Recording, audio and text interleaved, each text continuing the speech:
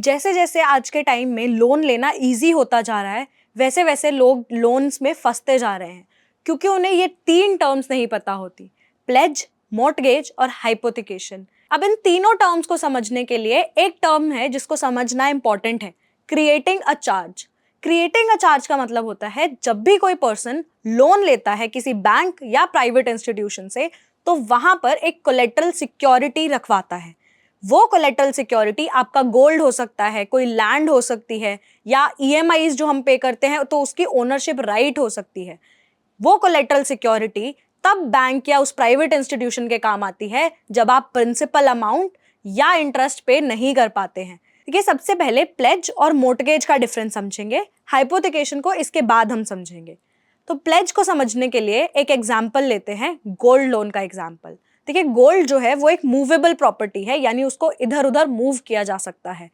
यहाँ पर जब गोल्ड लोन कोई पर्सन लेता है तो वो जो पोजेशन है उस गोल्ड की, वो बैंक या उस प्राइवेट इंस्टीट्यूशन को दे देता है। अब उस गोल्ड की पोजेशन उस बैंक के पास या उस प्राइवेट इंस्टीट्यूशन के पास है। जैसे ही वो प्रिंसिपल अमाउंट या इंटरेस्ट पे नहीं करेगा तो बैंक या वो इंस्टीट्यूशन उस गोल्ड को बेचकर या ऑक्शन करके अपना अमाउंट रिकवर कर सकते हैं। तो प्लेज होता है किसी भी मूवेबल प्रॉपर्टी पे लोन लेना, मूवेबल प्रॉपर्टी को गिरवी रखना। Next is mortgage. मोर्टगेज एक इमूवेबल प्रॉपर्टी को गिरवी रख के लोन लेना होता है।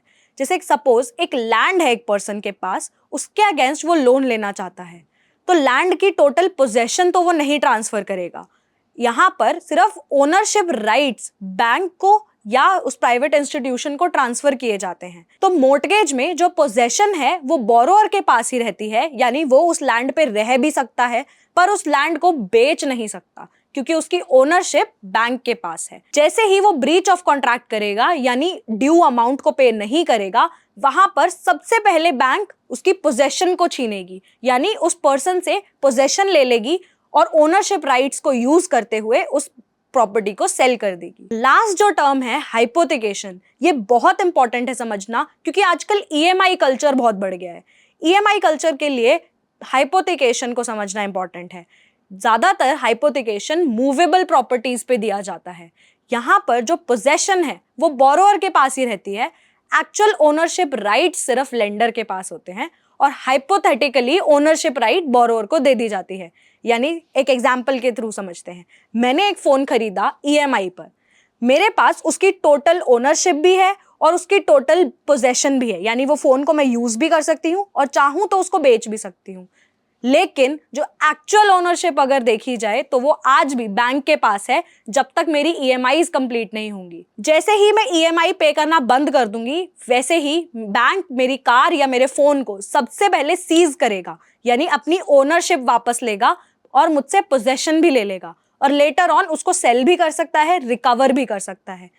हाइपोथिकेशन में सिर्फ एक हाइपोथेटिकली आपके पास ओनरशिप दी जाती है, लेकिन एक्चुअली में आपके पास कोई ओनरशिप नहीं है। आप एक तरीके से रेंटेड प्रॉपर्टी बैंक की यूज कर रहे हैं। आई होप आज की वीडियो से प्लेज, मोर्टगेज और हाइपोथिकेशन का डिफरेंस आपको समझ में आया होगा। और अगर वीडियो अच्छी लगी तो लाइक करें, शेयर करें अपने फ्रेंड्स के साथ ताकि उन तक भी ये इंफॉर्मेटिव वीडियो पहुंच सके। सब्सक्राइब करें मेरे चैनल को क्योंकि कानून की जानकारी है आपका अधिकार। जय हिंद, जय भारत।